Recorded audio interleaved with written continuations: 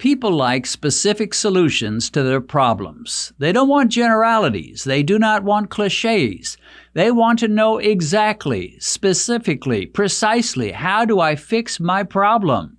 And that is certainly true with diabetes.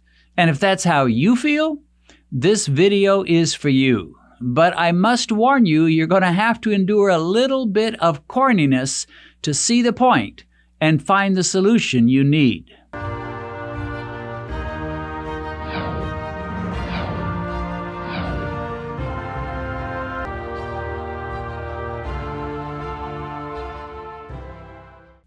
In order to spell out in a way nobody could miss it, I'm going to share a little one-man skit with you.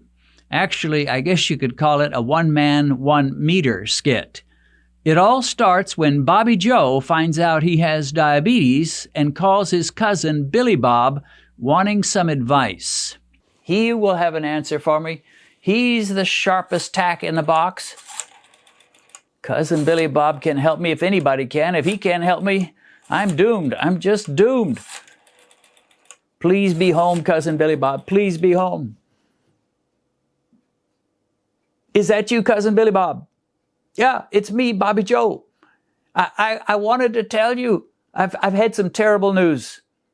The doc says I've got the sugar. The sugar. He calls it diabetes. And he says it's bad. It's really bad, and I just don't know what to do, so I called you. I mean, you're the smartest guy in our whole family. You graduated from the 6th grade. You've read all the Hardy Boys books that there are to read. And you watch Ken Burns documentaries. If anybody can help me, it's you. And if you can't help me, well, then maybe you can just plan my funeral, because I'm surely not long for this world if I don't get some help. You can help me? Oh, that's a relief. That is such a relief. Thank you, thank you, thank you. What do I do? What do I do? Just tell me what to do and I'll do it. Climb a mountain, swim the ocean. Tell me what to do, cousin, and I'll do it. 2 words, okay. Eat healthier. Wow, I never thought of that. Well, maybe there's hope for me after all. I knew I could count on Cousin Billy Bob. Billy Bob said I must eat healthier, and so boom, here we go with healthy eating. But he said something, he sent me my glucose meter, but he told me that I was supposed to test before I ate and then about an hour and 15 minutes afterwards, so I guess I better do it. Wow, 155, that seems a little high from what I've been reading, but we'll see how this works. He told me eat healthy, so no Fruit Loops, no candy, no dessert of any kind, just a delicious pork steak, piece of whole wheat high fiber bread, some healthy beans, and what could be healthier than this beautiful banana? I mean, this is the perfect meal. Billy Bob, you would be so proud of me. I feel so proud. I feel so virtuous. I feel so noble. I feel so healthy. It's just wonderful. So I'll just start it on my... Oh, by the way, I've got this beautiful Sweet Baby Ray's honey chipotle barbecue sauce. That is going to just make up for my lack of a dessert, because this is going to add a little sweetness to my meal. We'll just pour this on nice and generously. Well, that was a mighty delicious meal, and so healthy and nutritious. I know this little device. I don't know why Cousin Billy Bob says this is so great. I don't know what it can really do, but we'll give it a shot. I bet I didn't go up very much with that healthy banana, those healthy beans, healthy bread, healthy barbecue sauce on my healthy steak. Why, what could be better than that? Let's just see. Whoa! 255. I've jumped up 100 points. I thought it would be 5 or 10. What is going on? Well, I just don't know what to think. I don't know about this little fella. I tested myself today and I was worse than yesterday, up to 165 before even eating anything. What in the world am I going to be after this? So I'm just going to eat the same exact thing. If you don't succeed at first, try again. Same banana, same beans, same bread, same meat, and we'll see what happens. Wise up, you big dummy. Who said that? Look down here. It's me, Mike the meter. Is that you? Of course it's me. There's nobody else around What here. are you, some kind of a freak, a talking glucose meter? I am no more of a freak than you, a talking humanoid. You must change the way you eat. So you're telling me I've got to change all my foods? Absolutely. If you don't change, your troubles will never go away. All right, what's wrong with the banana? Banana is good. Everybody says bananas are healthy. A dozen a day. Some people eat them by the dozens. Bananas are loaded with sugar. They are a nightmare for diabetics. So what do you want me to do with this banana? Grab the banana on both sides. Grab it on both ends. Yeah. Twist and squeeze that banana with all your strength. Twist. And squeeze. Now throw that banana in the trash. Oh, you want me to throw it away? Okay. Well, all right, we get rid of the banana. You say it's got a lot of sugar, but surely I can have this nice whole wheat bread, lots of fiber. No. Get rid of the bread. It's got to go as well. Bread is not your friend. Bread, good old healthy, wholesome bread is not good for me? Will you please listen to me and toss the bread? All right, toss the bread. Well, at least the beans, right? I mean, nice, beautiful, reddish colored beans. Everybody says beans are good. Beans have protein. Not for you, my friend. Toss the beans as well. You don't approve of the beans either. What are you? Some kind of a freak or what? I am your friend, and I am here to help you beat diabetes. You want me to get rid of the beans? I'm not going to have anything left to eat. But I don't run into talking meters every day, so I guess I'll humor you and get rid of the beans, but I'm not going to throw them this time. So I'll have my assistant get rid of my beans for me. Okay, Mr. Mike the Meter, are you satisfied? I've got a plate with one slab of meat on it. That's all I get to eat? You are not going to go hungry. We are going to replace those high carbohydrate foods. Okay, you're going to replace the beans. All right, what do we get? How about a nice serving of green beans? So you're telling me that green beans are healthier than red beans as far as blood sugar, is that right? Now you are starting to see the light. So I had one other item. I had that bread and you took that away. Do I get a replacement for that? Here is your bread substitute. So what in the world is this? This is a chaffle with cream cheese spread over it. A chaffle? I've never heard of a chaffle. Learn to love these babies, because you will be eating a lot of them. All right, but you said I get to enjoy my steak. And so I will put some of this sauce on it and... Stop. Danger, danger. Do not touch that sauce. I can't use this sauce?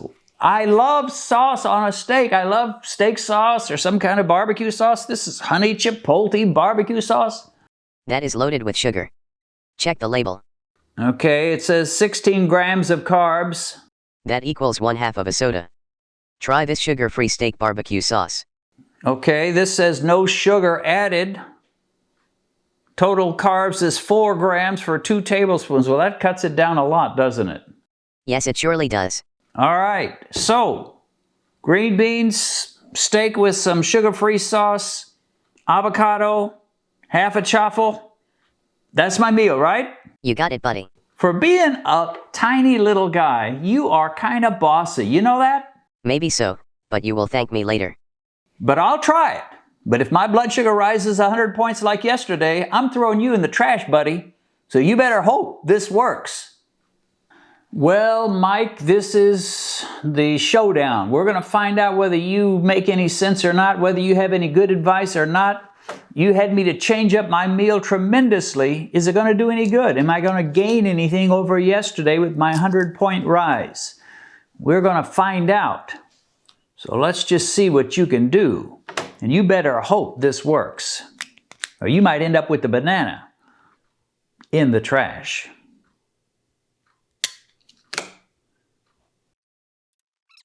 Well, I have to say this is a definite improvement. I started out at 165, I'm now at 190, Instead of a 100-point rise, it's what? 25 points? I'll take it. Mike, you did pretty good. What do you have to say for yourself? What do you think about that? I am the greatest nutrition expert in the world. I help people beat diabetes every day all over the world. And you know something? I was just thinking about this. How would you like to appear with me on America's Got Talent? We might get a Vegas contract and we could make a bundle. I could buy you thousands of testing strips. What do you think? Okay. Granted, I am not likely to win an Academy Award for that little skit. But you can't say I didn't warn you about the corniness. The story you just heard is fictional, of course. There is no Bobby Joe and there is no talking glucose meter. But the idea behind that story is all too real, and it reflects the tragedy of diabetes that is blindsiding men and women every single day all over the world. Now, while the skit was fictional, those meals were real. Bobby Joe's numbers were numbers I made up, but I ate those meals and I did some very real glucose tests, the ones you saw me doing on camera. I just didn't show you the numbers, so here is what they are. I actually did a lot better than Bobby Joe. On day 1, I really did eat that meal of a banana, beans, bread, and a pork steak with a sugary barbecue sauce on it. Before the meal, my blood sugar read 89, and an hour and 15 minutes after eating, it read 145. Now, I admit I was a little surprised it wasn't higher. Apparently, my insulin sensitivity has been improving over the years, and that's kind of amazing to think that as I'm knocking on the door of 70 years of age, my glucose control is better than it was when I was in my 40s. But don't be deceived by that 145 that I scored. Many diabetics, if they ate that same meal, would peak in the 300 milligram per deciliter range, maybe even you. The second meal was more along the lines I did expect. My glucose read 85 just before eating, and an hour and 15 minutes after I had that meal, it read 103. Since that time is about the time my glucose levels should normally peak and then start going down, I was well satisfied with that number of 103. Anytime your glucose peak is around 100, you're doing pretty well, especially considering just how stuffed I was after eating that meal. So why the difference? Why did one meal place me over 140 and the other meal send my blood sugar just barely above 100?